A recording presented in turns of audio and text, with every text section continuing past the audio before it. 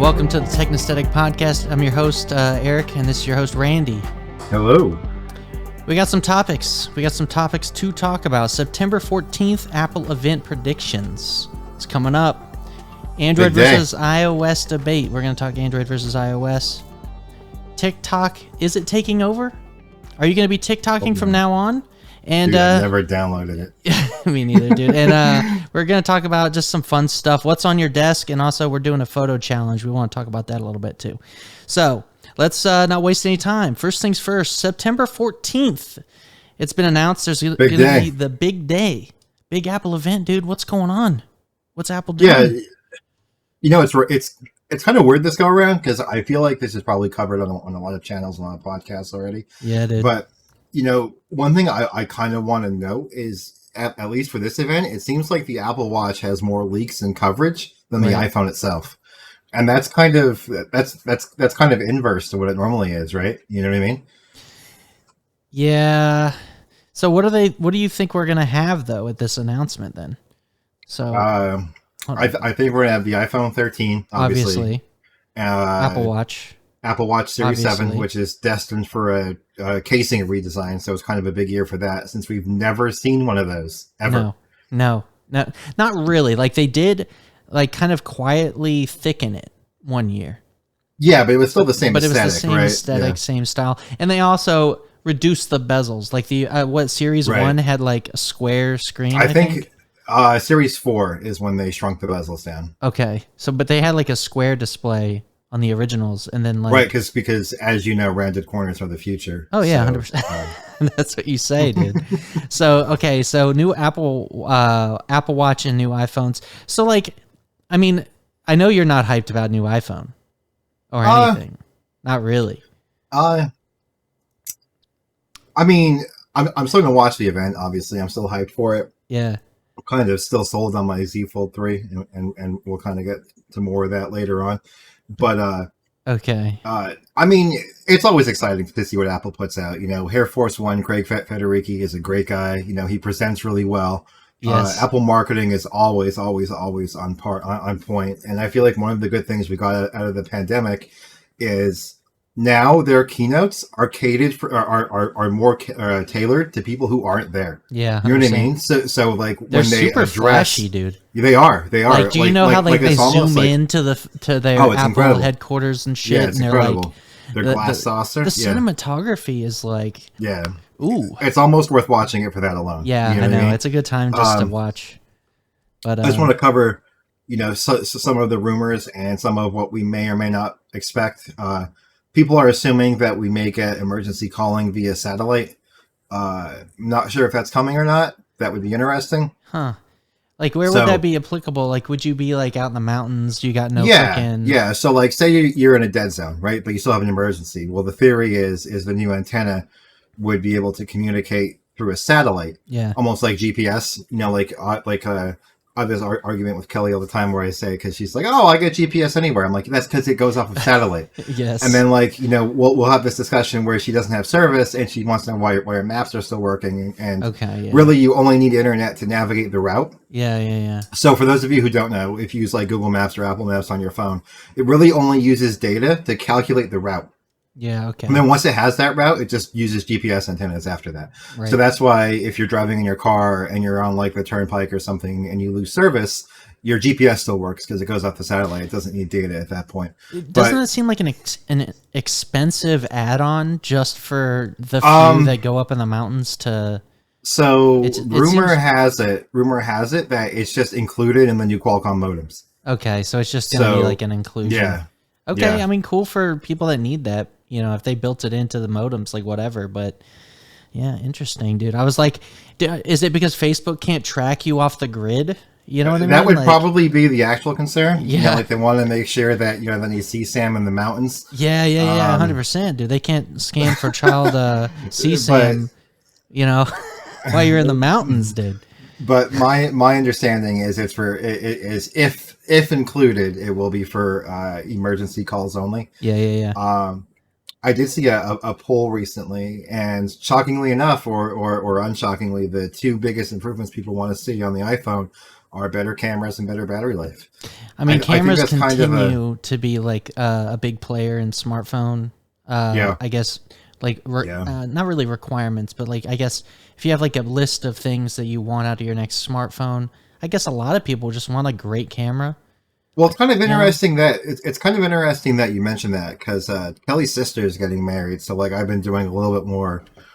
Don't want to say like wedding research, but like learning about like weddings and stuff because part of me also wants to kind of do photography as like a side hobby. And you'd be shocked how many people get married and they do this thing now where they don't hire a photographer.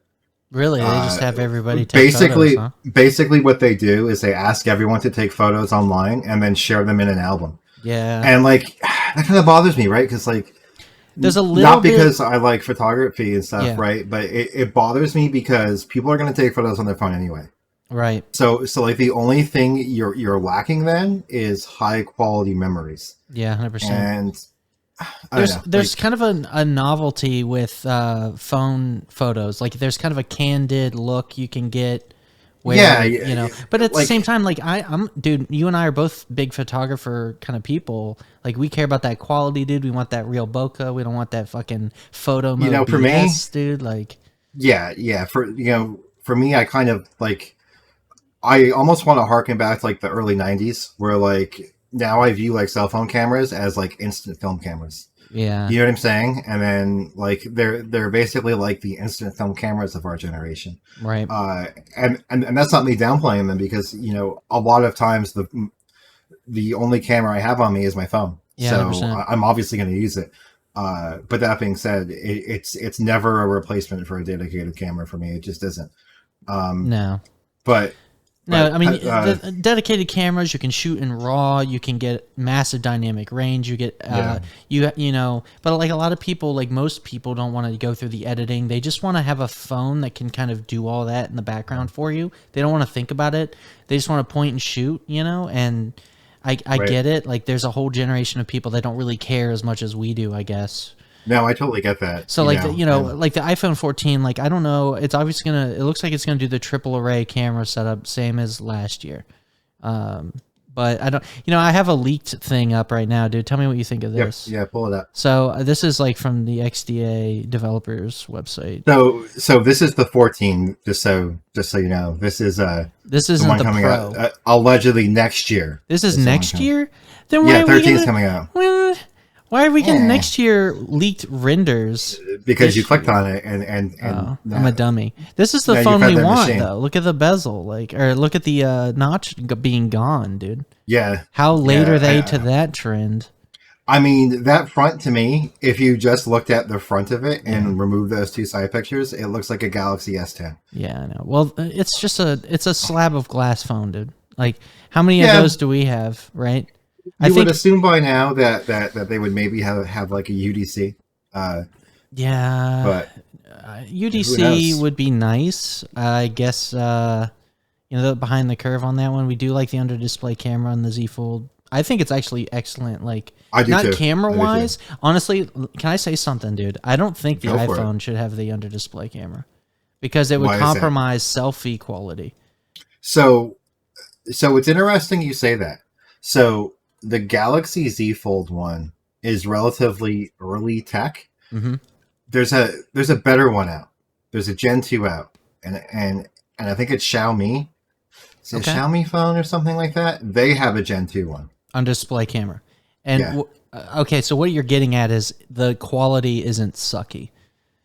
Is that what you're getting at? Because you can definitely see the decrease in quality for You like can, the and Z Folds. obviously you've probably seen in lights and stuff that like Yeah, it does you a can weird see reflection with light. the grid It of is the pixels. ZTE Like, Axiom 30 5G. oh Jesus Christ! I ain't typing that Yeah, in. it's a mouthful. Okay, But you can you know send me how a like we link. have like that obtuse pixel array? Yeah. It doesn't have that at all. Oh wow, It really? does not have that at all. So it's Yeah. like really dense then. it looks like a phone.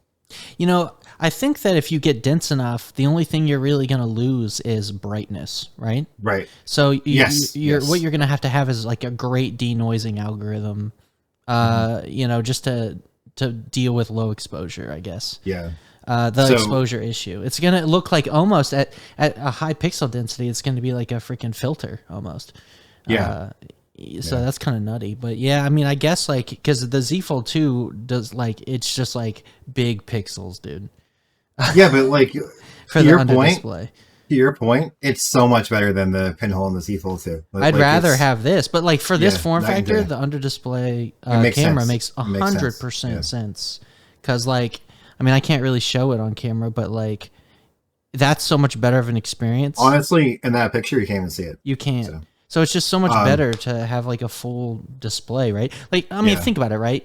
If Apple could do it, don't you think they would have a complete screen, right? That's always been kind of the thing that we expected them to do is have like just a screen.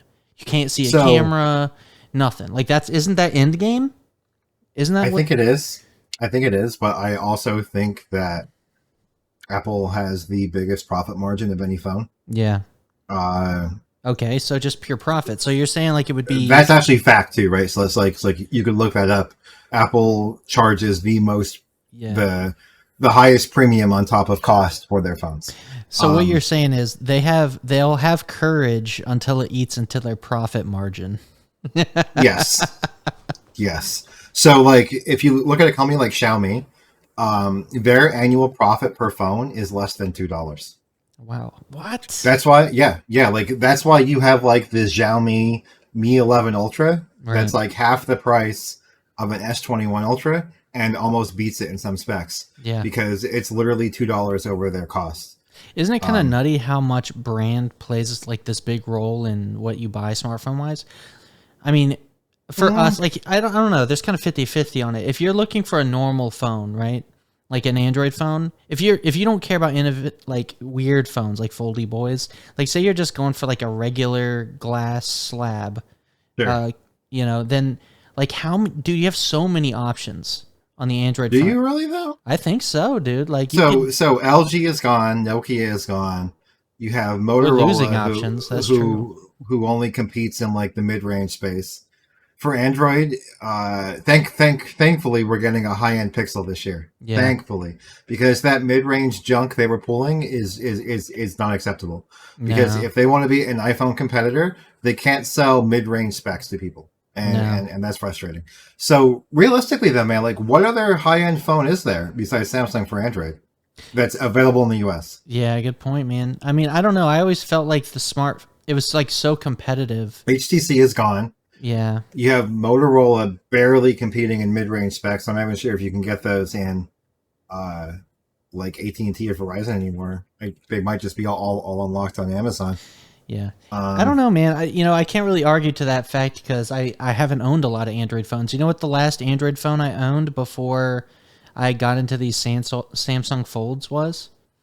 Yeah. It was the OnePlus One. Oh, okay. Yeah. I have a They're a big OnePlus player. One. You know, They're a big player. like I remember when I got the OnePlus One, I forget how much they cost at launch, but they were like super cheap. You know, that's when they were like that was their OnePlus first is a phone. good company. Yeah. And Yeah. like their first phone came out the gate, it was like no compromise at a great price, right? That was like their original kind of stick. Yeah. And like it was a great phone for the price. Like I So- remember like So being I wowed pulled by up it. Verizon Wireless and I just went to buy a new phone. Yeah. Here's my options, dude.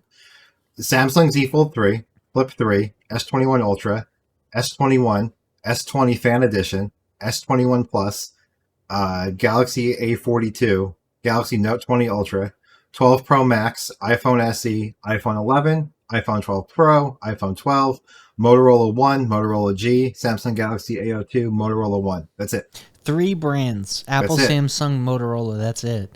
I mean, that's nuts, dude. And you know what's weird is Motorola's even still here. They got bought, sold, all this crap like a million times. If I go a little deeper, there's like that Kyocera Duraforce, What the but hell? no one realistically is buying that phone. I saw Joey Rig Everything do a teardown on it. It's basically like if you've ever seen those Dell laptops, Okay. like the Tough Books. Yep.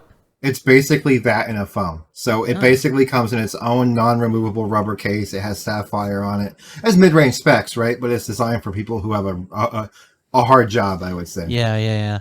I mean, Oh, okay. and, So and then on page 2 is the Google Pixel 5. Yeah. That's basically it, man. The options are gone. Wow.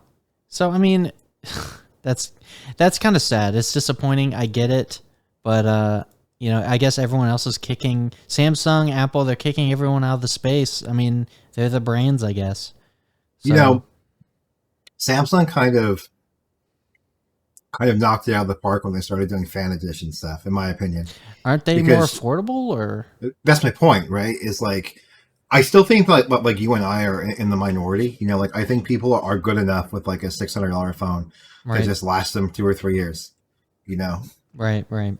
uh, and now you have really great options like Apple swung and missed with the iPhone 5C, like going back like 3 or 4 years because it was like $100 less than the 5S, and it had a 2-gen old processor and plastic build quality. So for $100 more, you can get the 5S. That didn't make any sense.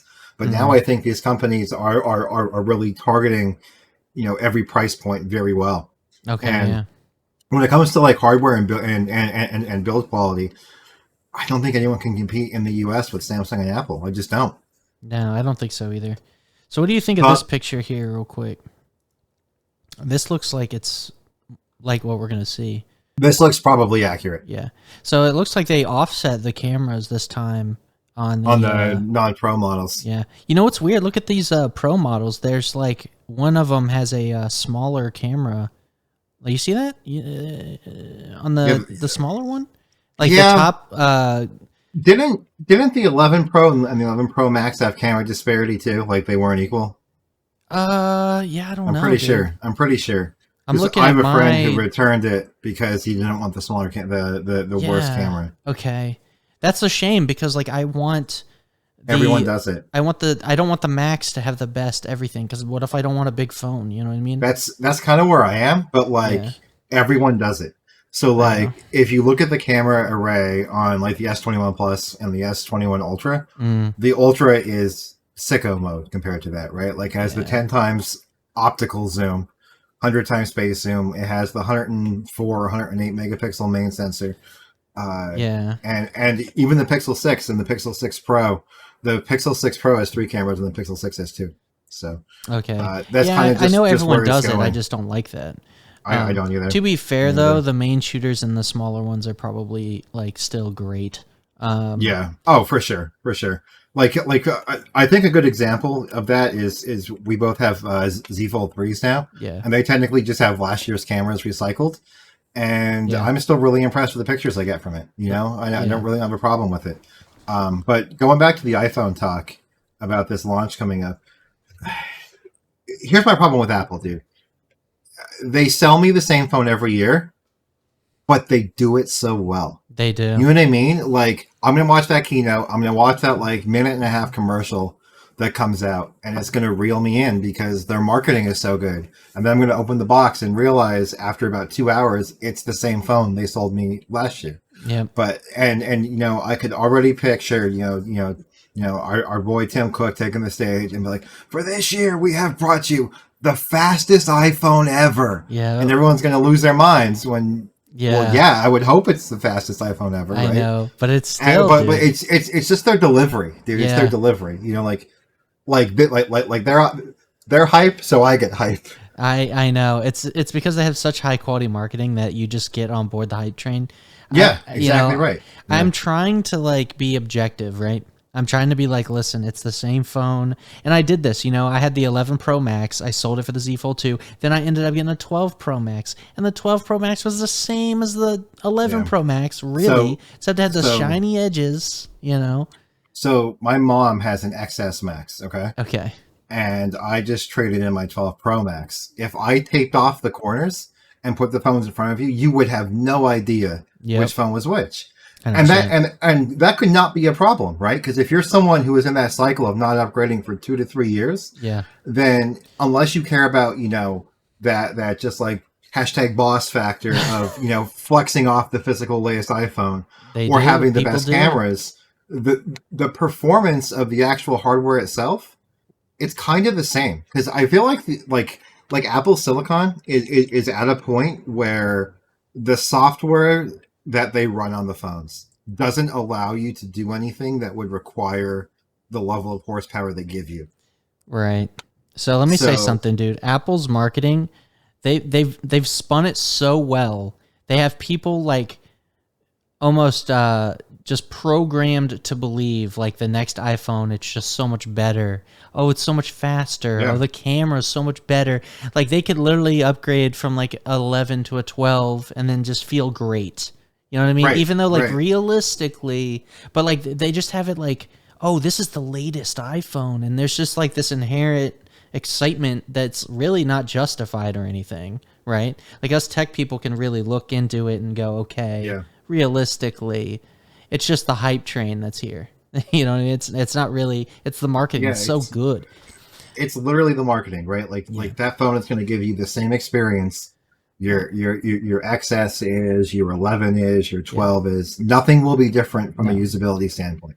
You may have a slightly brighter screen, you may have a slightly more efficient battery, but at the end of the Yeah. day, if you're just using your iPhone to jump in and out of apps, it's going to be the same Yeah. experience. Do you remember how like do you remember back in the day when there was like they'd have the iPhone like number and then they'd have the S here, right? Yep. We're no longer doing that. We just get all S's. Dude. We get all S's now. It's like Yeah. every 4 Yeah. years is an S year. You know what I mean? Mhm. And then like finally the 5th year or whatever, you'll get an actual change. That's where we're at. We're in perpetual S years now. Yeah, And it's bizarre to me. it's like they planned it though. It's like that we're going to get rid of the S branding because people expect big innovation on every like major Non-S year. non-S year, and we can't keep that up anymore. Like we Yeah. have to mask it somehow. So they changed Yeah. their naming convention now. No, I mean that's a good observation because I think you're kind of right Yeah. in that regard because th- thinking back to like even the iPhone 10, right? Like the iPhone 10 only came in one size, but that was a good size. You know, it's kind of in the middle. Yeah. But at the same time, I couldn't tell you what I've gained buying an XS and 11 and 12. Yeah. I couldn't tell Think you. about how awesome this is, right? Think about how genius Apple is, right? They're like, okay, there was an iPhone 7, what was it, the S or was it just the 7? I forget. We were was on just a 7, we I were on a think. 7 year. It might have been 7S. It was something. Which, 7. by the way, Okay. the 7 is one of my favorite iPhones of all time Yeah, I had a 7 as well. because it came in And jet black. yes, it was sexy, dude. Yeah, Amanda got the jet black one. It was like sleek. But yeah, so then the following year they made the 8 and the 10, right? Yep. They didn't even have a 9. They were like, okay, so Nope. they made this like transition to get rid of the S's so smartly, right? Well, they really technically, did. the 10 had a 10S if you remember. My mom's Oh wait, 10S. there was a 10S. Okay. Yeah, so Then my so the whole argument's a reason little behind flat. right, so why they did this is because of S years, the what would be the 9 doesn't sound that exciting, and Yeah. because it was the radical redesign of removing the home button and stuff. Yeah. The 10 stands for their 10th for their 10th iPhone. It's has nothing to do with Okay, versions because of the okay. S nonsense. That's actually their 10th iPhone. Got it, dude. Yeah, I had a 10. And that was a big jump from previous years. You got rid of the Oh, for sure it home was. button. Yeah. You First had- time we had Face ID. Face ID, you went to gesture control. You know, that was a big actually, like I think the 10, I wouldn't blame people for still rocking the 10 to this day. I had a 10. I probably should Man. still be using the 10. Yeah, my mom has a 10S, right? You know what I and mean? like every year I'm like, should I get her a new phone? No. And then I think in my mind that she's not gonna know her password for anything. I'm gonna have to set it up. And like I want her to have like really nice technology, but at the same time it's like she's not gonna gain anything. No. Honestly, and Like iPhone to like iPhone she- transition like is she- super easy, dude. Oh my god. it is, but like I'm thinking in my mind like she would never use MagSafe. She would hate MagSafe. Like I just don't know what she would get better cameras maybe, but I heard like, they're making a new MagSafe, like a version 2 almost. People are hoping for better magnets, stronger, but I don't know. I think I watched a Snazzy Labs video where they're pretty much using the best magnets they can for the application. Well, yeah, within reason. I think that you won't get a magnet thing if anything, you ought to just have a rubberized MagSafe puck. If anything, Yeah, yeah, because like like you were saying with the Snazzy Labs video, the whole point is like, okay, you know, you get an attraction force, but they slide off like right, easily. right. And so really to remediate that, you just freaking rubberized MagSafe puck, dude. You're good. But they don't do that, so. Yeah. Now, it sounds like I'm, at least maybe it sounds like I'm Apple bashing. I'm not. I love Apple products. I'm You're in just, the majority, dude. Everyone loves Apple bashing, but like, you know, I think we're just trying to be objective here. On yeah, they haven't really yeah. produced anything super hype. Like, not to say the iPhone isn't a quality phone. It's super quality. It's just it hasn't really I think made big pushes. You know. I think this should tell you something. If you look at Samsung's phones, the phones they just released in August, you don't say anything. You put them on a table in a vacuum. They're exciting on their own. You Yeah. don't have to say a word about them. If you put down, you know, what the iPhone 13 will be on a table, I guarantee you someone will pick it up and think it's a 12. Yeah, 100%. Especially if you have them in a case. Yeah. Like, it's Yeah. barely any different whatsoever. Yeah. So I think my argument is Apple's marketing gets me excited. Their products don't. I'll say the only thing I'm excited about for this launch is the Apple Watch. I already talked to you about that before, because they're actually going to change the design up a little bit from the leaked images, and it looks like they're going to kind of square it off, almost like iPad, iPhone squared off. But for the Apple How do you think Watch, that'll feel on your wrist? Because like, what? I don't think I'll notice it, because like I'm sure you won't, because like I'm sure they thought of that. Like Apple's really good at that. right, But like I could tell you that the iPhone 12, feels more digging in my pinky than the 11 did because of the abrasive corners on it. interesting. Yeah, I suppose you're right. You know, but like when it comes to, but that's like a little different, right? Like one's kind of on Right, your wrist, yeah. and one's you're actually being held. Like obviously, the more ergonomic design is going to be rounded, 100%, just from like a hand's perspective. Yeah.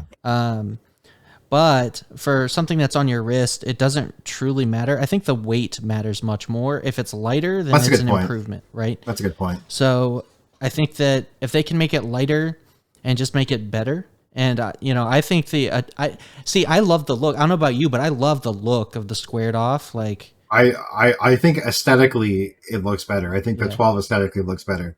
But Yeah. in my hand, I would like Apple needs to make a phone where when I pick it up, it goes round, Yeah. like a T1000 liquid metal phone, and then when I put it down on my desk, it goes back to the square boy again. That's so funny, dude. You know, I think the mini just solves the problem, just because it's like, even though it's squared Yeah, off, but it's will just they so make light. it? But will they make it again? I don't know. Looking at these images, there is a small boy, so I don't Yeah, know. but they could just be renders based off of like known designs, and then they just shrunk it down to the mini specs. Because like there are rumors that rumors out there too, right? That based off of the minis sale numbers, which is way below target. I can't believe it's that they below may not make target. it again. How many people love the mini, dude? Freaking Snazzy Labs loves the. So- Peter McKinnon loves the mini. Like, So here's where I'm at. freaking, I love the mini, dude. Like, Tech guys That's enough.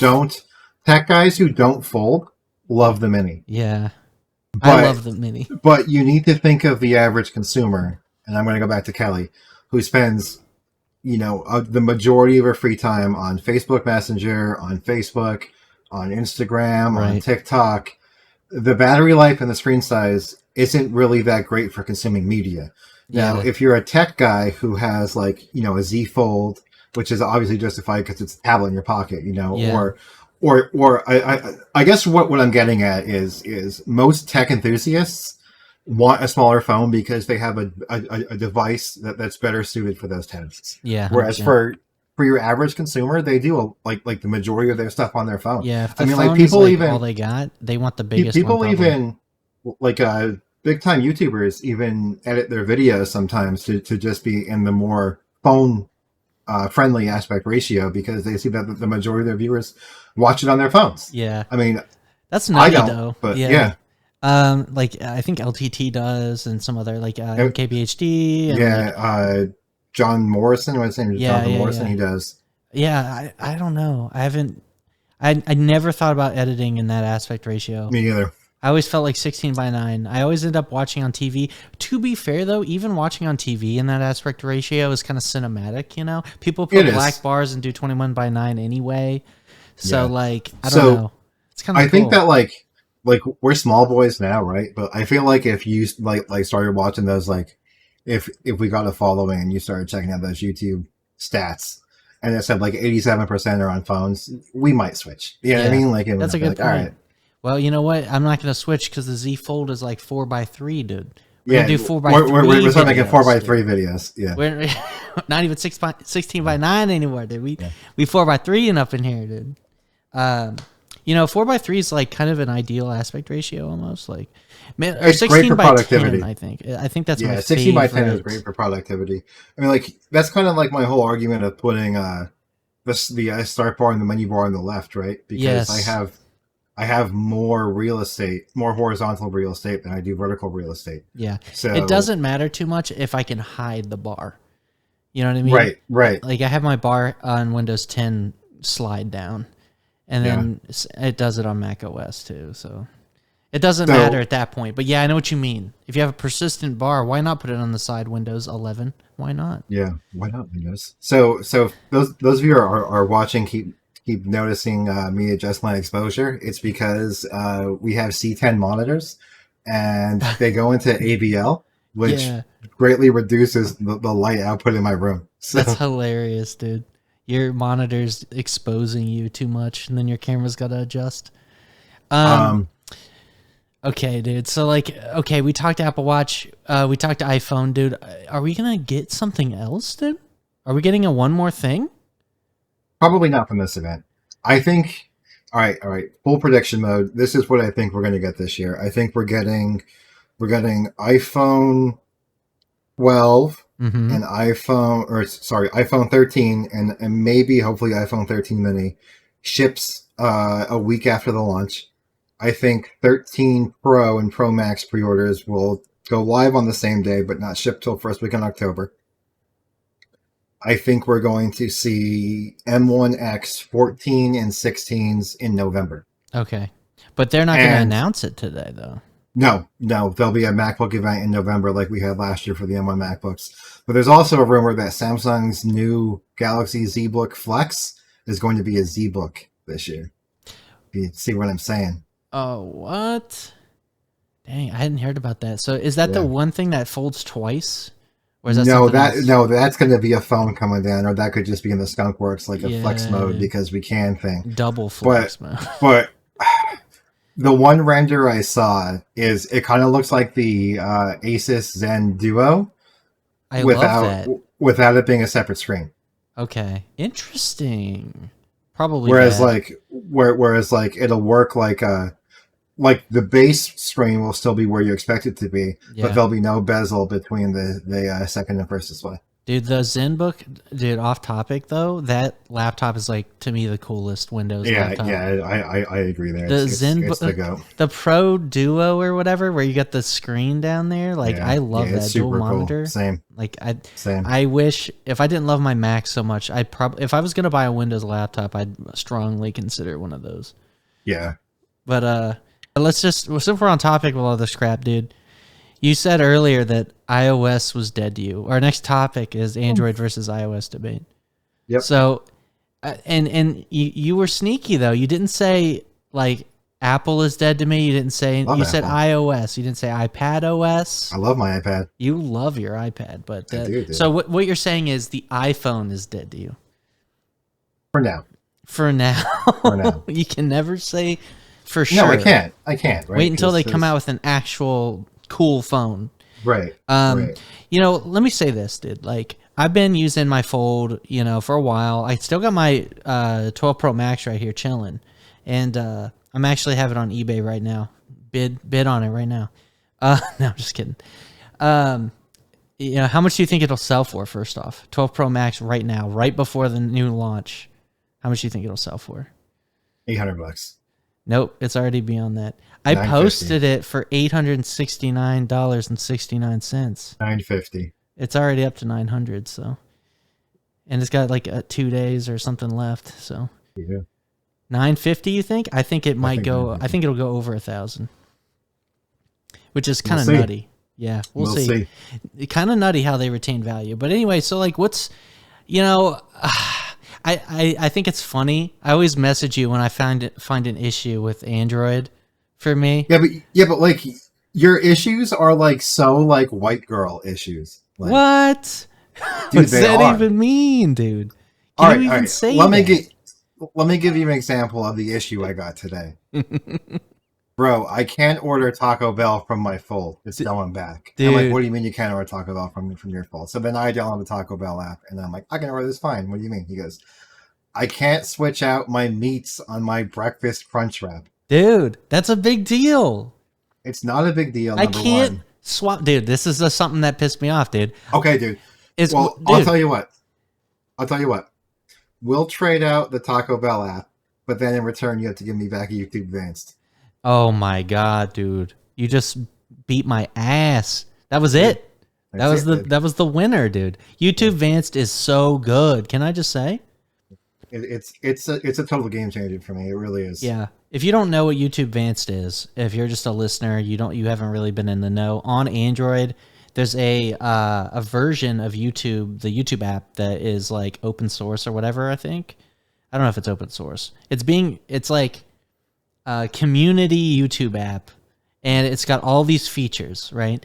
It's got ad blocking. You can turn off crap you don't like the shorts button. You know, you're not into YouTube Shorts and all this other crap, you can turn that off. You can turn off sponsor. You have sponsor block or whatever included, so it automatically skips the sponsor segments in And YouTube it works videos. so well. Like it works Seamless. shockingly well. Yeah, it works shockingly well. Yeah. So it's basically like YouTube on crack, and it's unbelievable. And like, I'm not gonna lie to you, dude. Like, that's why you stay on Android. Is like the fact not only can you use things like YouTube Advanced, but like I can use like ad blocking plugins in my Firefox app. Like I get uBlock Origin, HTTPS Everywhere, and other plugins that I really enjoy built into my app. Like, that's freaking awesome. I can't do Yeah. that on iOS. There's so many things that make me upset about iOS, like I remember when they finally let you change the default browser. That wasn't long ago, dude. Yeah, but not using Safari on an iPhone is kind of I because still of use how like Firefox. links open and stuff. Well, Yeah. like because like what's your default URL handler on your iPhone? It was Firefox, yeah. Can it be Firefox? Yeah. It Okay. handles it's I was just thinking because Reddit links on iPhone just annoy me to no end. well, they try and open the Reddit app, I know that. I try to open the Reddit app. So like if you have a Paula, which you should if you're on iOS, good luck opening a link in that. You actually have to download a third-party tool called Opener, and then you have to long press a link, open up your share sheet, click on Opener, and then click Apollo. Yeah, if you that's want to bad. open a link in Apollo. That's It is so bad. miserable. So I know on Android that shit's just native. Like you can just Yeah, set it's it up. native. Reddit You could links basically can, set that's yeah. I love that. Yeah, I mean, you would never do it, but if you really wanted to, you could have like Adobe Acrobat open up Reddit links if you want to. No. But you have that level of freedom. You know what I mean? It's really nice, actually. I just, it's getting to the point where I'm relying on these features that I didn't think I would rely on. That's kind of where I am too. You know, like again, I love iPad OS.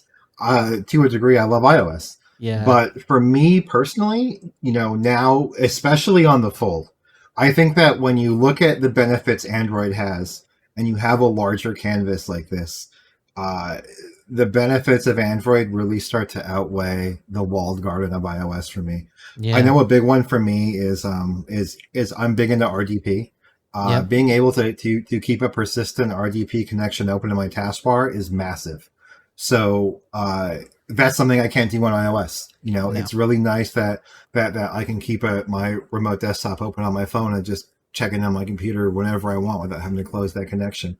I like that I have a one button quick toggle to WireGuard to my home VPN from the pull down. Yep. I love that feature. You know, we talked about YouTube Advanced for a little bit. I love that too.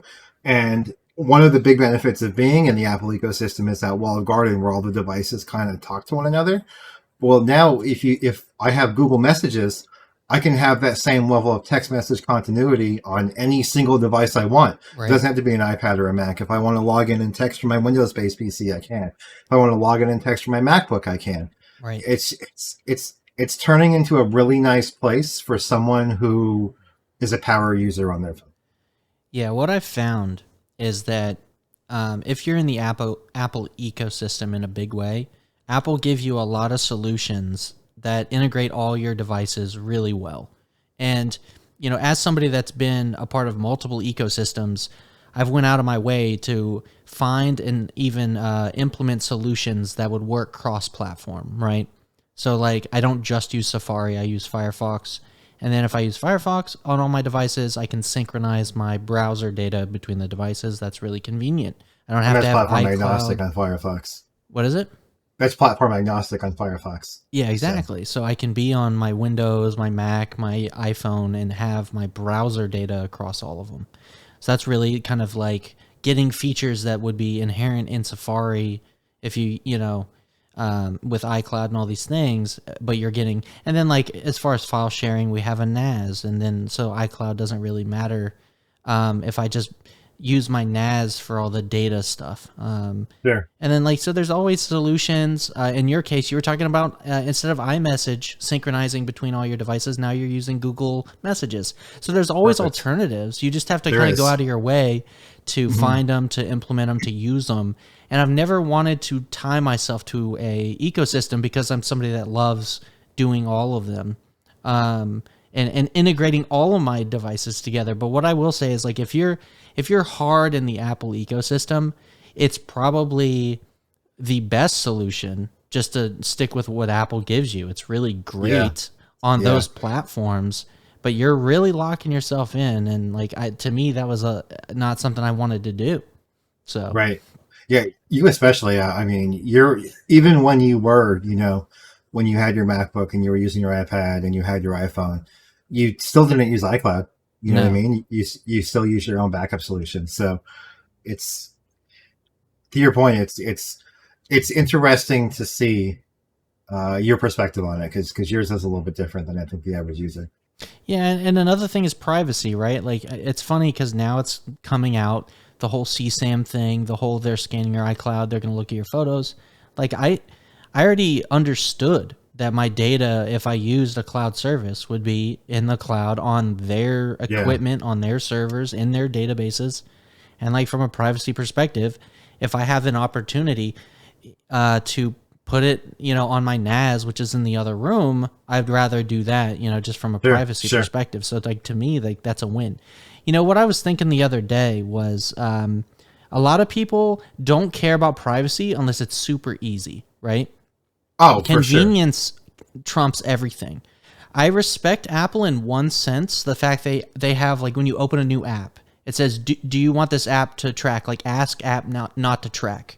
To me, that's like the best solution. It's like, well, okay, you're giving your users a dumb, simple way to retain Yeah. their privacy. It's like in front of their face. They have to acknowledge it. And that's why they say that if given the prompt, they're going to ask the app not to track. Like people don't want to be tracked. People want privacy, but they're not going to, if you make it inconvenient to be private, they're not going to do it. You know what I mean? That No, I totally That get was it, kind and of a that's why I kind of tangent, want to give but some.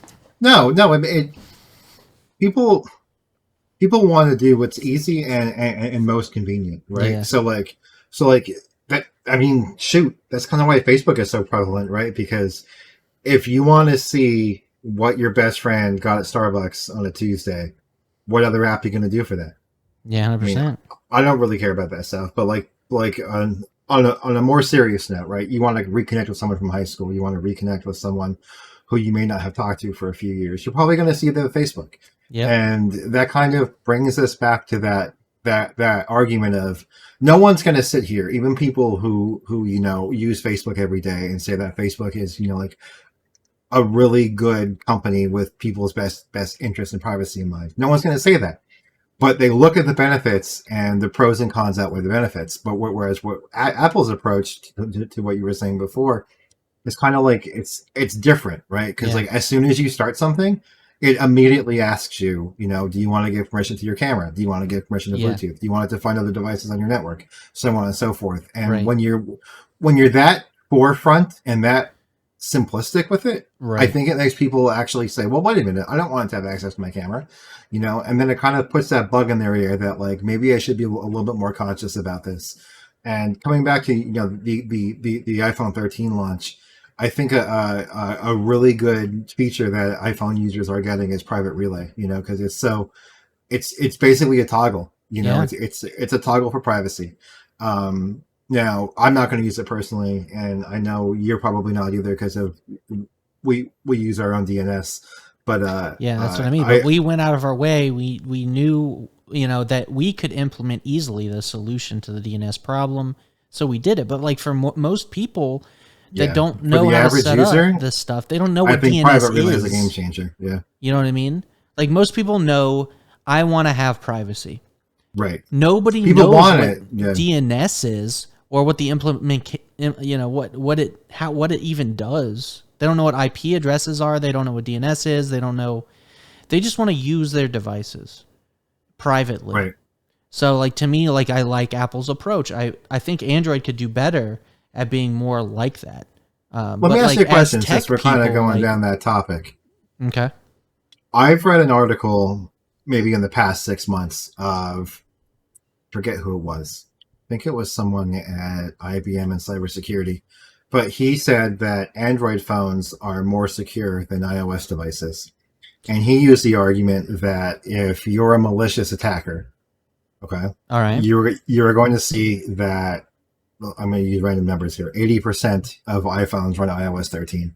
Okay. But Android's fragmentation is almost like security through obscurity, because you're not going to target or try to exploit something that only affects 2% of the population, right? I can't believe you said that, but that's totally true too. Security through obscurity. Yeah, it's funny because like you each person, who knows what they're running, dude? They could be running what version of Android? You don't know. Yeah, what security patch are they on? Who knows? What so device are they on? What launcher are they running? Like, big question mark, dude. It's a big question mark, and so if you look at it on its face and just compare OS to OS, latest version to latest version, I think that's where it gets a little bit unclear as to what's more secure. For sure. Obviously, the biggest target would be iPhone, right? You have the most users on the most OS. If you're trying to attack a platform, you want to attack the platform with the most users. This is why Windows has been historically more vulnerable than Mac OS, right? It's the big target, dude. You got 90% of people using a Windows computer. You're going to attack Windows, dude. You're right. So it's not like Macs are virus free. They're not. You can get. Yeah, it's not like a Mac is like has some secret sauce that no one else can figure out. Although I will say, coming back full circle to kind of what you said about how like we ask apps for cameras and stuff. Since we moved to the pandemic and I've been on more video calls and stuff, man, people with Macs really don't know how computers work. It seems. Oh, really? And I'm just going to say because, and this is a good thing, if you log onto your Mac, okay, and you log onto your Windows PC. Like, I installed Zoom. It didn't ask me if it wanted to use my camera. It didn't ask for permission to use my microphone. It just found them and worked. Yeah. But if you launch Zoom on your Mac OS, it'll be like, do you want to give permission to your camera? Do you want to give permission to your microphone? Do you want to give it Bluetooth access? Right. And if you pick no to any one of them, then they're going, my camera's not working. My mic's not working. And then you have to tell them that they have to go into their security settings and allow permissions for every single one. Yeah. So, that's happened more often than not, where someone would then in turn blame Apple and say, well, it just doesn't work on the Mac. And like, that's not it at all. You just blew through the security prompts and didn't read what they said. Yeah. So. Wow. That's kind of crazy how it's a double-edged sword like that. I never really thought of that. Yeah. But, I mean, it makes perfect sense. With the past year, just being on more video chats and stuff than I ever have in my life, it was pretty common that people with MacBooks would then blame the hardware because they didn't allow permissions properly when they were installing their software. Yeah. So real quick, dude, I want to hit the topic one last time before we switch. Android versus iOS. Like, have you had anything hanging you up on Android? Like, you know, has there been any drawbacks for you? I know I technically miss things like AirPlay, Apple TV remote. So I'm gonna touch on AirPlay briefly. For those of you who don't know, I'm a pretty big audiophile. And my primary method for streaming audio from my phone was to my Kefs. Now the Kefs don't support AirPlay 2, but they worked closely with Spotify for Spotify's Wi-Fi Direct because they feel as if Bluetooth is an inferior protocol for delivering audio. 100%, it is. So for me, I don't really miss AirPlay that much because I use the Spotify app and I just connect directly through my Kefs through Wi-Fi Direct. Okay. Well, I don't want to say it's Wi-Fi Direct because I don't miss out on like being connected to Wi-Fi, like it's not a one-to-one Wi-Fi connection. But basically, I could just go into my Spotify and it finds the Kefs as an output device, and then it uses Spotify's transfer protocol. I forget what the official name is to stream to the Kefs directly. So I don't really miss AirPlay that much. For me, what I do miss, and it's totally opposite from what you miss, is a lot of my friends use iMessage. Wow, that's crazy. So like, I was trying to send a video to Kelly the other day, and she was trying to send me one. Yeah. I think I showed you. It came through like a postage stamp. Yeah, dude. So, it was so bad. Yeah, it would be nice if carriers would play along, and then we can get RCS. I think that if carriers ever do figure out RCS, I think you're going to see a lot of iPhone users switch, because I think iMessage is a lot of what kind of holds people in. You know, as someone who just had to go with their girlfriend to get a new phone for her, I was trying to get her to look at the Flip, and it was a dead on arrival conversation, primarily because of the Apple Watch and iMessage. Yeah. So, you know, it's kind of funny. I guess on that topic, like, you made me go out and get this watch. It's nice though, right? This is the look at that band. What is it called? The Galaxy Watch 4. This is. Galaxy I didn't Watch get 4. the. This is the classic. I didn't get the classic. I went with the because I just thought this looked more like an Apple product than that one did. It does for sure. And like, I like that aesthetic. So, but like, I've actually been super enjoying this. I think it's fun that it's different. You know what I mean? It is fun that it's different. It feels like you're learning a new piece of technology. And like I said before, like, I don't know if you guys can see this very well. Yeah. But this bezel, this just does it. Oh yeah. Like this is such a better system. Now, I still think the Apple Watch is better, but this whole bezel system is just.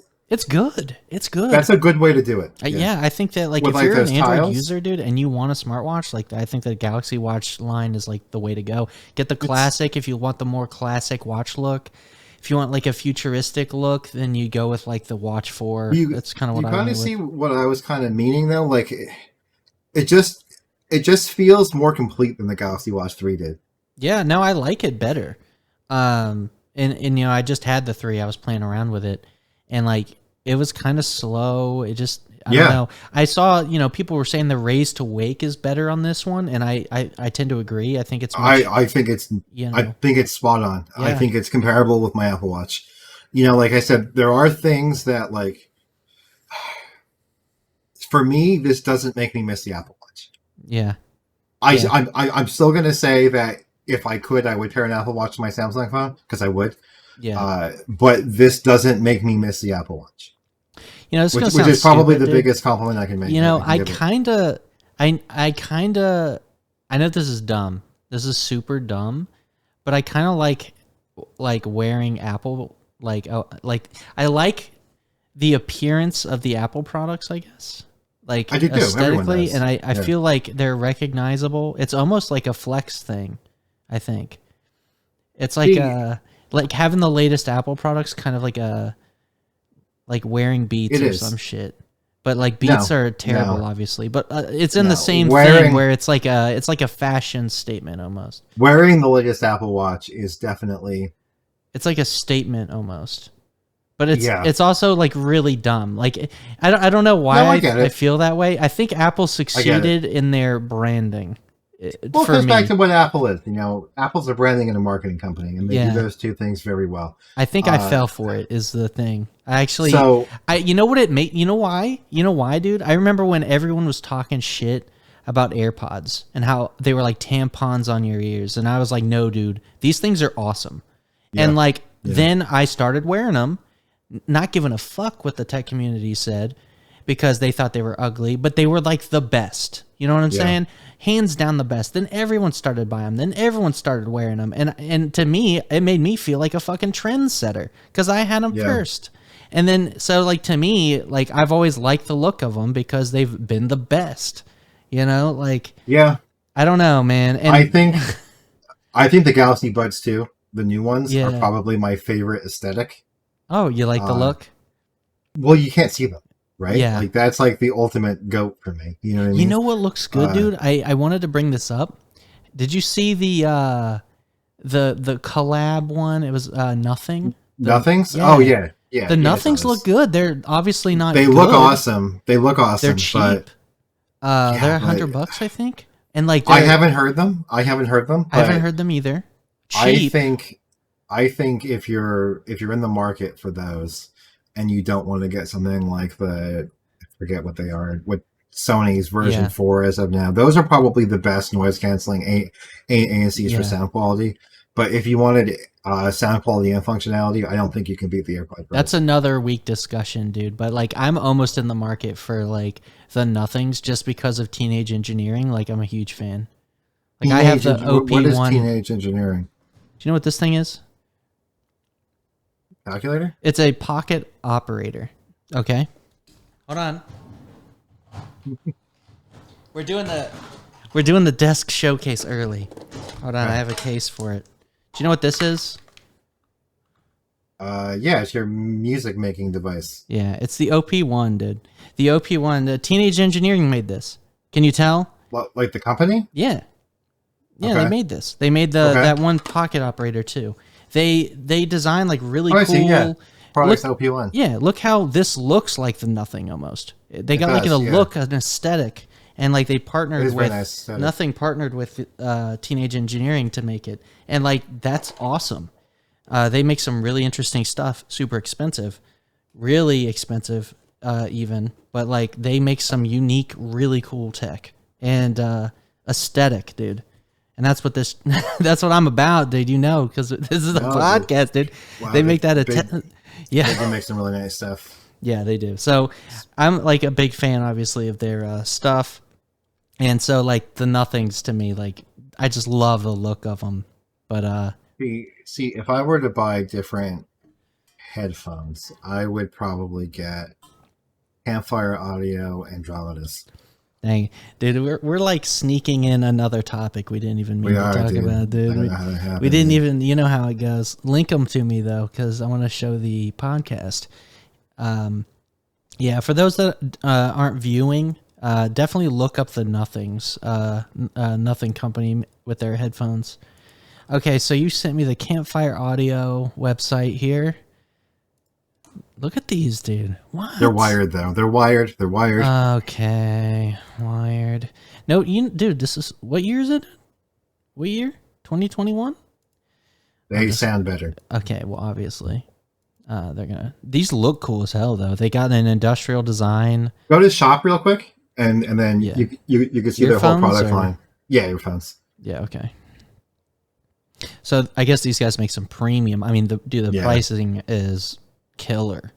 But I mean, this is the headphone market, guys. If you haven't seen audiophile products before, this is the reality of the situation. If you think those AirPods Max are expensive, dude, you have no idea how it can get. Not to say that like you're not getting major diminishing returns from these, but you do get what you pay for in one sense, but also there are major diminishing returns in audio world. All right, so let's move. You want move to talk on. about that topic one day We in the will. future, though. We'll put a pin in that one. Pin in it, dude. And next topic, though. Let's move on. Is TikTok taking over? And not just TikTok. It's really just the new age of social media and media in general, guys. So I don't know about you. Go ahead and what was the headline you read that made us want to talk about this, Randy? Yeah, so I have it up.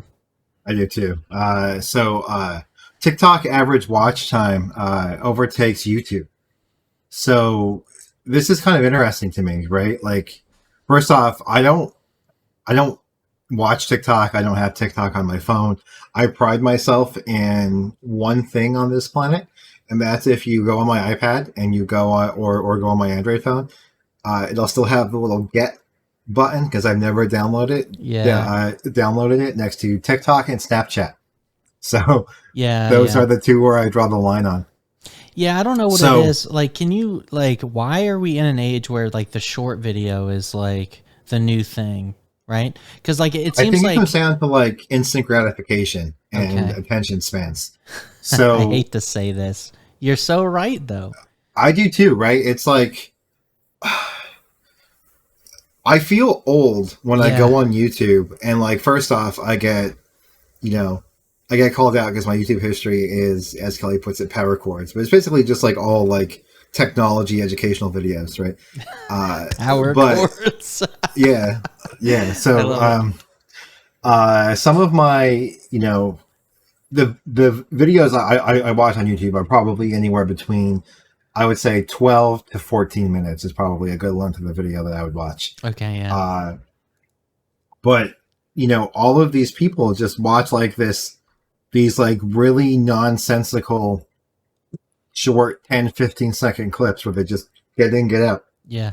So I have a lot And of friends that watch TikToks and stuff, so yeah, so like Kelly has a group yeah. of like a bunch of her girlfriends and stuff, and like one boy, and they literally just send TikToks to each other all day. Yeah. And they're like, what do you do? Like where do you find all this time to watch TikToks? But in one sense, I kind of get it, right? Because like Yeah. it's kind It's of like an fun. escape from reality. Yeah. It's like a turn your brain off. Watch someone do something dumb, and then move on to the next person doing something dumb, Yeah. and then move on to the next person doing something dumb. I'm You already know? doing that type of consumption, but probably on Reddit. You know what I mean? Yeah, yeah. So like for me, when I do something in my free time, it has to provide some sort of value. And like watching someone do the cinnamon challenge or watching someone take like triple the efficacious dose of caffeine for Yeah. views on TikTok is not valuable to me. I know So what you I think mean. that's where they lost me as a TikToker, I guess. Yeah, that's You know, I feel like but even still, like look at and then you see, go ahead. I was gonna say, and then you see people who have built like TikTok dynasties and buy like $2.3 million mansions off of, taking 3 spoonfuls to the face of Jack 3D before they remove the banned chemicals. And it's Wow. like I just don't want to support that because it contributed nothing to society, and I don't want to be a part of the problem. Yeah, let me give you my perspective on it, right? Like, I was never an inherent lover of these platforms. I think what makes me upset about Facebook, Instagram, Snapchat, all these other platforms, and now TikTok is it's basically a app and it's infinite scrolling and we're going to feed you ads every so many blocks. And so to Hmm. me, as somebody that like absolutely despises advertising and like I have to have an ability to block it. On these apps, I'm sort of like strong-armed into scrolling through ads. You know what I mean? Okay. And that's what pisses Okay. me off the most about these So platforms. And that's why so they're if so profitable now is they found a way to serve ads so effectively. And I don't know, I hate it. so let me ask you a question. If TikTok was ad free, would you be a TikToker? Well, here's another thing. I don't know enough about TikTok to give you that. I don't know what makes it unique. I don't know what makes it cool. I just remember seeing people dancing to music. Like, what is So TikTok? I so don't know. I can try to answer that, and I'm probably going to be wrong. But TikTok has something called a For You page, which is basically like your front page of Reddit. So there'll Okay. be people who like tag things like hashtag FYP to try to get on people's For You page, all this nonsense. But essentially, it's short. I think it's like maximum 30-second clips of just people attempting to be entertaining. Okay. So it's almost like a more viral version of Vine. If you remember Vine, Yeah, I know. I back in was the gonna day. bring up Vine, but I kind of forgot about it. But I'm glad you said. So yeah, it's basically like, now I'm not gonna lie, some of them are pretty funny, Yeah. but the only ones I find funny are garbage can videos. So if there was a TikTok that was just garbage can videos, I'd probably What do you get it. mean garbage can I videos? know, like sometimes she'll send me these TikToks, right? And they'll have like this like really weird, like sad music. Yeah. And it'll be like a flooded street where like the garbage can is just cruising down the street without knocking over, like in the waterway. And they'll like make and they're like, dude, like the water will like go around a turn Yeah. and like the garbage can will just rotate the corner perfectly. And then and then there's one where like Are you you ever see fucking kidding me? like where those garbage trucks like have the automatic crane Yeah. that like picks up the can and Yeah, then we got that. eats the garbage into the thing? Well, there's this one video of like someone's Ring doorbell camera where like the thing picks up this garbage can and yeets the garbage can and it like breaks or something, Yeah. and the can falls into, but just the wheels come back, just the garbage can wheels come back. What dude. the I lost it, dude. Oh Yeah. shit. So Kelly knows she can only send me a TikTok if it has a garbage can in it. Dude, that's so Because fucking those are the that's only so ones I'll funny. watch. Yeah. And Okay. then just last one, because this one was also pretty funny too. Yeah, yeah. Shoot, I'm gonna make people download TikTok. Yeah, I know. The same type of machine, this garbage like picker upper truck, the crane on the side goes to pick up a garbage can. But like, I'm not sure how they work, but it misses and picks up the bench next to it, No. and there's a lady on the bench. No. Yeah. That's so funny. So yeah, garbage okay. can videos are the only You know, TikTok. let me say this. Let me say something about this stuff, dude. For years, I've always told myself I would never become the old person. Yeah, Do you know what I mean? I get it. Because you know how like as a tech focused person, I've like I can't even count how many times I've run into an older person that just refused to like get into the new tech or even acknowledge it. You know, as a gamer, it's like if you tried, when I was a young kid and I tried to get my mom to play a video game, right? It's like completely alien technology or alien to her, like buttons, like what? And to me, I never wanted to get somebody, I never wanted to become out of touch, basically, with the new trends and the new tech and the new cool thing. But I feel like with TikTok, like I've sort of become like the old man who's like doesn't get it. You know what I mean? Can I tell you something? Yeah, go ahead. Can I tell you a theory I have? Actually, I just opened up Reddit by accident, and the Silver Z Fold 3 is up there, and I kind of regret not getting the silver one. Yeah. But anyway, I think that the younger generation is moving towards less attention span in general. And Well, that's always been the case, hasn't it? well, like, hear me out. So like now you have like the popularity of like YouTube Shorts and TikTok and Instagram Stories, where Instagram is moving kind of away from pictures to like another TikTok competitor almost. But also look at gaming. Yeah. Look at the popularity of like battle royale games. They're instant gratification, quick in and out. You know, you're right in the action. It's. Yeah. I don't know, I man. feel like it's that- a little bit of a like mix. they're also kind of in that space too, where it's like, I don't know, I just feel like back in the day I would sit down and I would play like the same RPG for like 60 hours and Yeah. be happy with it, and now it's just like, I don't know. Instant gratification. So that's really what it's about, right?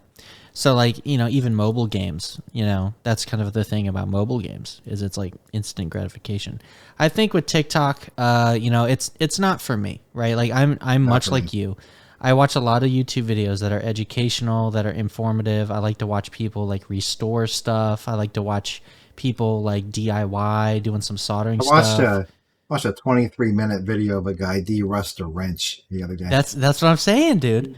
I did. Dude, Yeah. that de-ruster shit they use is magic, dude. They dunk it and then like they can't pull it out and it's like bling. I'm like, oh my god. To me, that's fascinating. So I'm always I'm into that, dude. Same. I watch like Louis Rossman real estate channel. You know what I'm saying? That's kind of a joke because that's Yeah. all he talks about. Jesus Christ. I actually am the rare person that watches his like board repair videos and goes, "Oh, sick." I watched it too, like that one where he found the MacBook with semen on it. That was a good Oh episode. god dang, Remember that dude. one? No, I Have you seen don't. that one? Oh No. yeah, it's like 5 or 6 years old at this time, but like someone brought in a MacBook and then he opened it up and there there was a big load on the board. Oh god. You don't get paid enough for that, dude. Dude, your load, imagine that. That's what shorted your board. Yeah.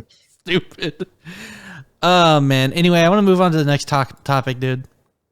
TikTok, yeah, it's taken over. Nothing we can do. We're old. What's on your desk? What is on your desk? So this is a segment I wanted to do because it seems like every podcast, I got something weird on my desk that I can hold up. And I want to do a little bit of a show and tell, dude. Do you got anything interesting on your desk? Interesting. I have my wallet, my knife, my phone, Anything you want to my get hype about, dude? deity microphone. I mean, I'm always hype about my phone and my knife. Dude, talk about your knife, dude. So like, I know you, you know, you showed me photos of it earlier. Freaking sick. I did. So, this is kind of a relatively new hobby, I would say, within the past 8 months. But basically just living my life. I found out that I kind of use a knife more often than I don't use a knife. If that kind of makes sense. Yeah. Sounds weird, right? But like, I get a UPS package. I have to find a way to open it. You know, Yeah. I'm at work and I need to cut something. It's just, Yeah. I've never had a quality knife, so I started to do my research on it. You know, and then I Yeah. found one I liked, and I kind of went down that rabbit hole of now just wanting to collect knives. Dude, you watched Peter McKinnon YouTube channel. He had a Benchmade, and you're like, I'm buying that shit. That's what happened, dude. I can pull up a text message, Dude, from before that where You where s- I ordered my Benchmade before he Okay, put that dude. out, and then I said, "What the hell?" I'm gonna need Anyway. proof because when I saw him with a Benchmade, I was like, Randy, you son of a bitch. It's like Okay. you're buying everything Peter McKinnon buys, dude. The fuck was that?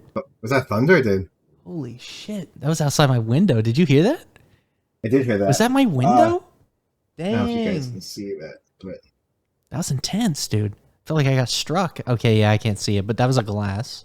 yeah, it's a Peter McKinnon glass. Yeah, dude. So Peter McKinnon, you know, you've been hyping him up on YouTube. I looked him up. Makes good videos, like real good cinematography, Yeah. great color grading, excellent, everything, excellent everything. So So- definitely inspiring guy. So yeah, so like back to the knife thing. I mean, I had no idea how deep the knife rabbit hole went, Yeah, but there's things like different types of steel and stuff like S90V and like M390 are probably going to be a little bit more towards what you would use if you wanted like a quote samurai sword in your pocket, but they're not as durable, so you'll have to sharpen them more often.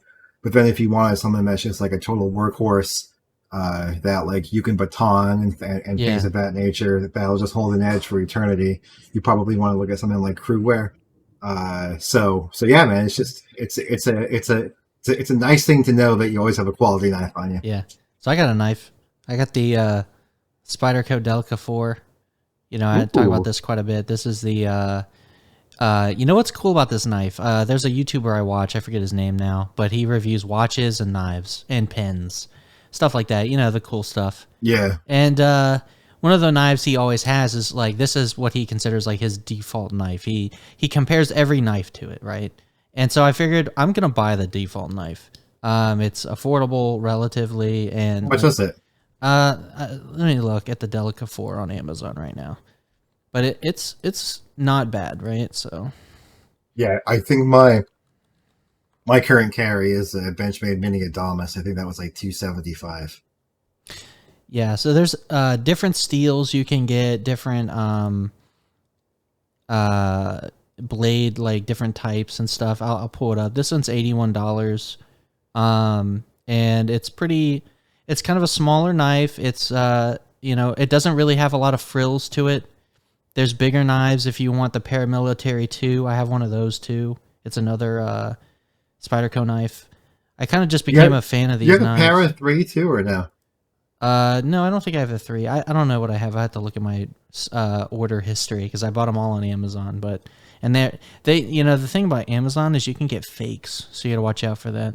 But yeah, I don't know, a Spyderco knife. That's a you know, we did a photo challenge the other day. We're gonna talk about that in a minute, but it was like, what's your EDC? And I think we both had our knives. So you had the Benchmade, obviously a sexier knife, hands down. But the Spyderco is a good tool. I love the Spyderco so much. I bought this same knife for like my brother and like another one of my friends. So we're like the trio of like Spyderco knives. That's awesome. Yeah. But yeah, what else you got on your desk, dude? You got anything? About it for me. Dude, I got like all kinds of my stuff. My desk's pretty clean right now. So the like, camera lens on my desk. You saw me show you this the other day. It actually takes batteries that I don't have. This is the Pocket Operator. Teenage Engineering make these little music devices. They got a bunch of different kinds, and they're kind of little fun little synthesizers. They got like okay. You know, if you want to kind of like play around with like arcadey beeps and boops, you want to make some cool sounds and stuff. These are kind of fun little toys almost, but they're expensive toys. Not cheap. So the Pocket Operators, I'll show you the website for it. I play around with them, you know, I have fun with them. So let me pull up the browser. They make a whole bunch of different kinds. This one's like Capcom inspired. Look, Mega Man, dude. What? Look at the different kinds. They really look at I like these. Teenage Engineering really do good stuff, dude. Look at this. It's cool looking. The Tonic, the KO, they each have a different sound. Like $100 a piece, it looks like. I don't know. They're not cheap though. You can get them on Amazon. $69 for that one, $59, whatever. These are kind of like little fun little noise boys. The arcade, that's the one I think I just showed you. I have a couple different ones. Little fun noise boys. Yeah, little fun noise boys. And then obviously I have the OP1. I'm not very good with the OP1. I've done a little bit of music on it. But it's such a fun little synth. You know, I kind of like music stuff. You've made some good stuff in your day. Yeah, I got a little, this is my MIDI keyboard. This is the Kai MPK Mini. So I use this when I'm using making music on Ableton. It's got a couple of these pads on top, and then it's they're velocity sensitive, so the harder you smash them. And then these are velocity sensitive keys too, so you can make some cool music and stuff. It got knobs and stuff, but yeah, it's a MIDI keyboard, so you can use this for basically anything. It's got like this little dangly boy here that you can your sounds. It's fun. It's fun. My son loves playing with this. When I like pull up Ableton, I click on new sounds and he's like jamming, dude. So I got that. I got a nut button. A what? Nut. You push it. Nut. Why do you have that? I saw it in an Austin Evans video and then I bought it. So I thought it was stupid. And it is. Photo challenge, dude. Our last topic, dude. So, you know, I think I came up, you know, I was thinking about it. We need to take more photos. We have to. We have to. I think this is the best way to do it. Yeah. So we were like, we see YouTubers collab a lot. They challenge each other. I was like, why don't Randy and I do that? Where we like, you know, pick a challenge and we say like, all right, we're going to take pictures of this. And then we kind of just see who can make the best picture, critique each other, kind of just a growth moment, right? We can kind of just, learn and just have an excuse to take great photos. And so we've done the challenge twice. My second attempt wasn't good. First attempt was pretty fun. It was fun. Pretty good, dude. I mean, that was a good flytrap photo, dude. Yeah, you like that? Venus flytrap? That was Amanda's getting into plants. She bought like a Venus flytrap one and it looks kind of cool. So I took some pictures of that. We did I think the most fun one was the EDC, you know, what are you carrying every day? That was really fun. I agree. We need to have a challenge this week. Yeah, you know what I was thinking? I was like, you know, maybe we should change up the way that we do the challenges. Maybe we ought to make it like, because like, you know how like you went out for your challenge? You're like, okay, let's do nature, right? So you went out, you took pictures of nature and you came back, right? Right. I thought maybe it'd be more effective and efficient if we did like so like say how many challenges a week you want to do, for example. Do you want to do one per day? That's 7, right? Like, let's do three. Let's do three because there may be a day where you can't get out or I can't get out or something, and then we can kind of make them a little bit more. well, here's what I was thinking, right? Is like to make it so like you get the photos you need when you can get out. I was like, why don't we set it up to where like we have like a weekly challenge, but we have several challenges we got to check off. Okay, yeah, so I like that idea. That way you don't have to do it the day of. You have a week to get your 7 challenges knocked out, your 3 challenges knocked out, and then whatever day you're available to go out, get that challenge knocked out. Maybe you get multiple done in a day. I thought that would be more efficient because it's like I think so too. Like because like you went out, you might be able to get multiple challenges done at that place you were at, right? Right. So I was like, that would be a way to do the photo challenge. So if we were more popular, I'd have our audience do the voting. We're trying to be competitive and kind of like we're sportsman-like. We want to make it a friendly competition where, we were like, who can vote? Not our significant others who are biased, but right. We still want to be competitive, but we'd have our audience do it if we were like popular enough. Maybe we should anyway. You know what I mean? Set up a website, get our friends to like vote.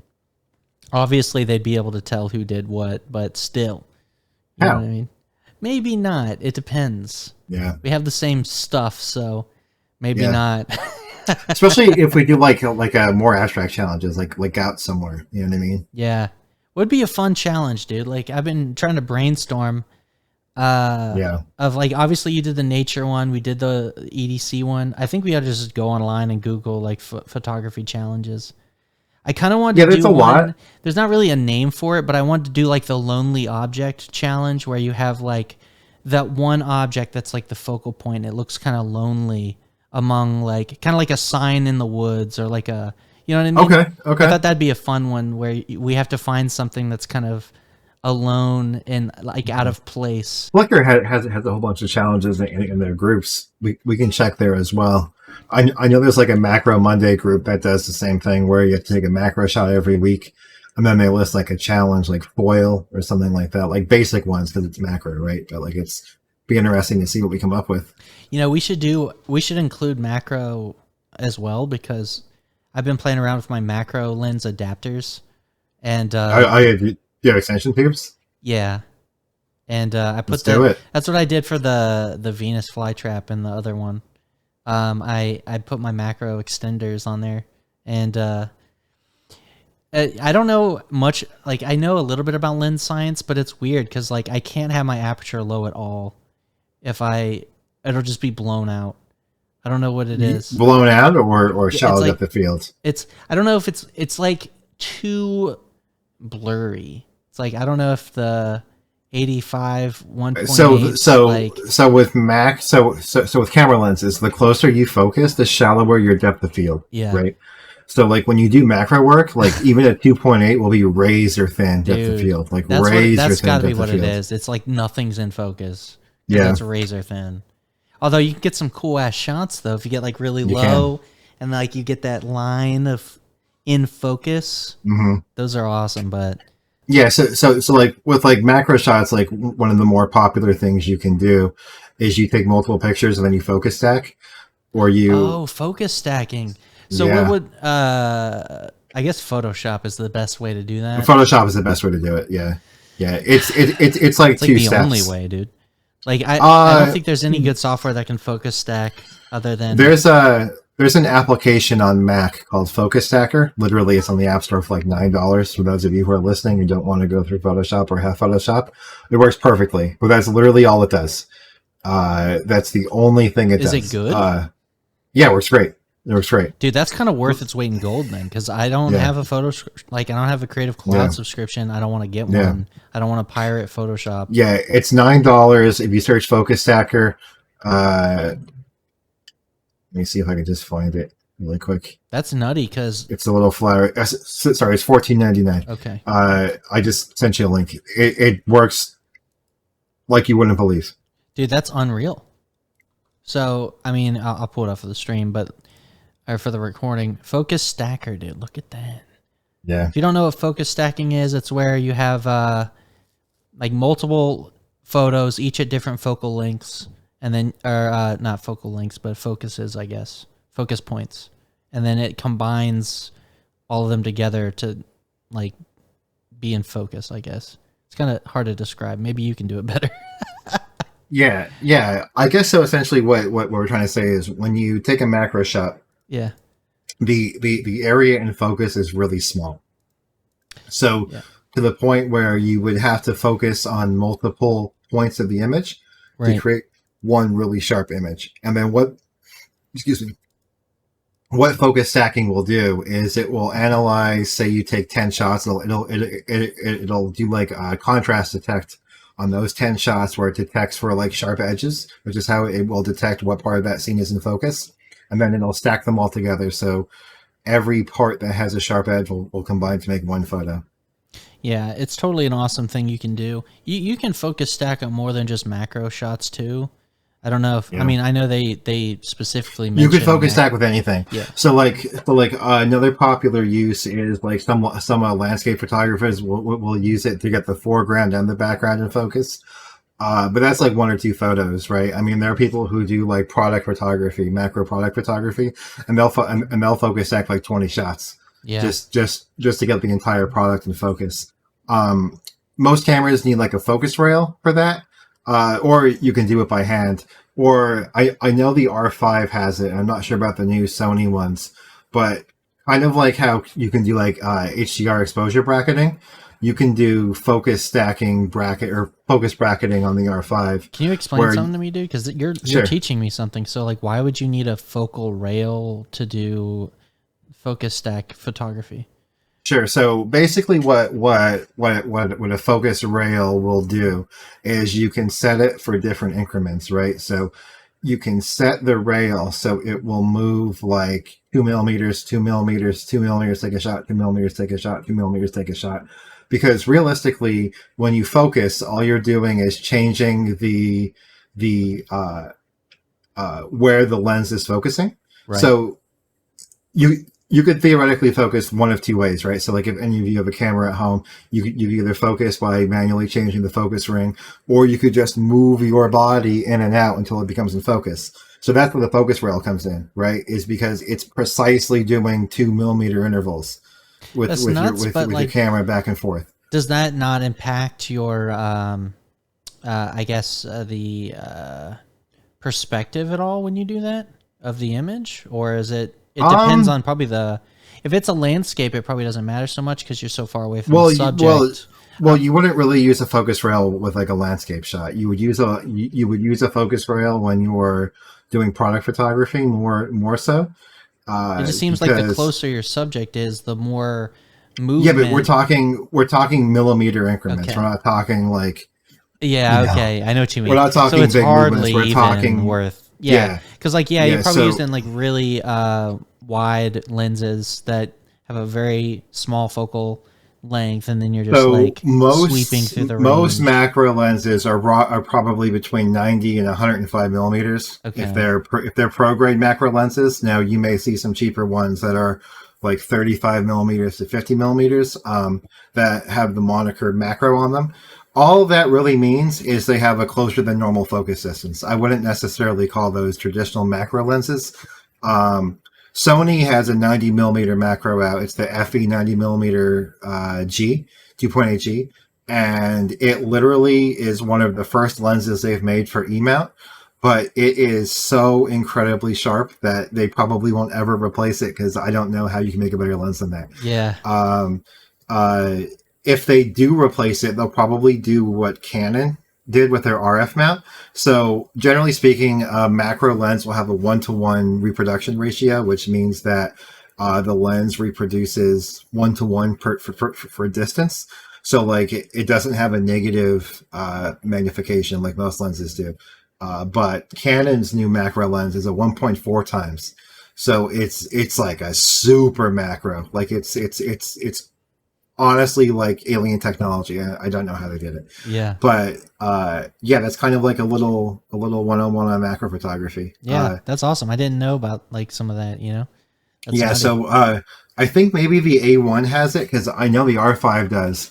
So, like I said, when you move in those increments, like the R5 will do focus bracketing, where you can say to change focus 2 millimeters, take a shot, change focus 2 millimeters, take a shot. So, like, you don't have to interact with the camera and bump it or anything. It'll do it all by itself. Yeah. That's kind of what a focus rail does too, right? Is it's basically knobs that you turn so it stays accurate, and then you just kind of keep taking the shots. Right. 100%. No, that's really cool. I mean, I never thought about, maybe I'll try a focus stack with that app and see if I can get a good macro shot. Because that Venus flytrap we did, like, it was like barely in focus. But if I focus stacked that, it would have been pretty cool. So to give you an example, that Xbox photo that I got from the internet, that is 4 shots. Really? So you focus stacked that? Yeah, that's 4 shots. Dude, I didn't know that. Yeah, that's 4 shots. That's awesome. Also, if you have a dedicated macro lens, just some other knowledge, they can usually get stopped down really low because of how shallow macro depth of field is. So, like Sony and Canon's macro lens, I'm not sure if Nikon's is the same. I would say so. You can stop those down to f32. Wow, that's nutty, dude. Yeah, I had to look into that because I don't have a dedicated one. I just have those extension tubes. Yeah, so extension tubes are fantastic for, spending $20 and being able to close focus.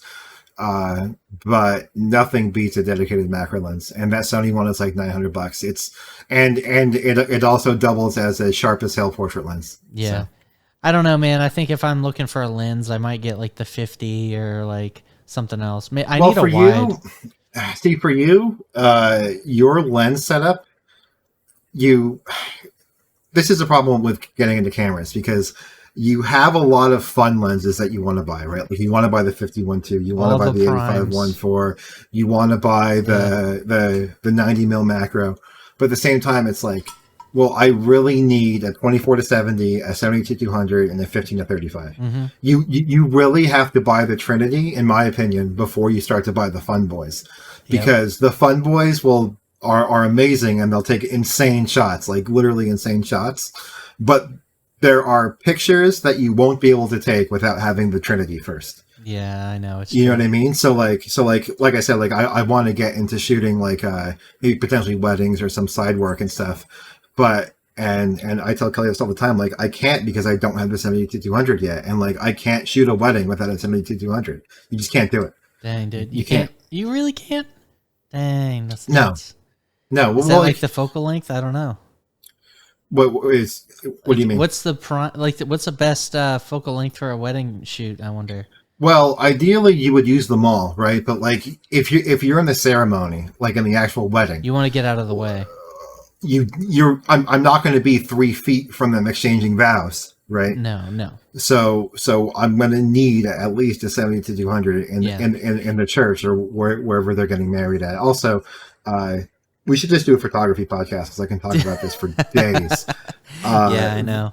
The longer your focal length, the more background compression you have. That's so, true. like, I'm at like 28 millimeters right now, and you can still kind of tell that pole behind me is closer than the wall. Yeah. So the longer this focal length would be, it would kind of compress that background more and kind of give you that, like, I kind of want to call it like the medium format, like, but no one's gonna know what that means. But like that look where your subject is clearly separated from your background, right, because the background has no depth. Right. So that's what a longer focal length lens will give you. So when you look at something like, I think a really good example is, people say that like if you're vlogging, you want a really wide angle lens. Well, that's for 2 reasons. One, it's because you're probably holding it out, so you want to have your face in the frame more than just your nose. But when you use a wide angle lens, almost everything is in focus. You know what I mean? Yeah. 100%. So a 70-200 will not only allow you to take shots that you physically couldn't because of the venue you're in, but you also get this really, really dreamy compression look that no matter how good portrait mode gets, it's not going to compress the background. No. So like there's a difference between so the term is kind of misused a lot, bokeh. Bokeh actually is the quality of your out of focus elements. So you have amount of bokeh, and then you have bokeh itself, whereas bokeh is the quality of out of focus elements. And I think I could show you a really good example of that later on offline, and then we could share it in our photography centers podcast. Yeah, for sure. You know what? We're going to plan for that. So I want to do Yeah. photography centric. I want to talk about gear because obviously we love gear. I know I have a lot of gear here in my studio. So, I want to talk about some of that. And for sure, man. For gear sure. that we're looking to buy in the future, just stuff like that. Because I love talking about gear. So, it's kind of funny because like a lot of these YouTubers that I watch, they talk so much about gear. It's like their whole channel is gear. Yeah. And I feel like I could totally do that. Like, I love just talking. I also want to point out, that when we were filming our first podcast was when I got the 100mm macro. And 3 or 4 days ago is when Jared Poland just got his review sample for that lens. Jeez. So we could have been ahead of the curve, dude. Dang, dude, what are we doing, dude? Let's go.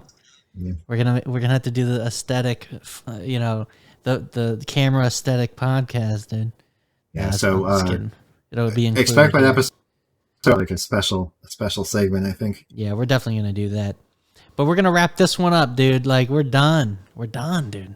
It's been a long one actually. We like we're like an hour and 37 minutes in, whatever, according to my timer. So that's pretty good. Anyway, thanks for coming to the Technesthetic podcast. Thank you. Please go to our website, technesthetic.com. Send us an email. Tell us how we did. Tell us what we should talk about. Obviously, upcoming new Apple event. We're going to be covering that stuff when that happens. And, look forward to that. We're going to do the photography thing. Maybe you want to look at the photography challenge photos, dude. Hit us up. Maybe we'll let us know, and we'll see you guys on next week on the Technesthetic podcast.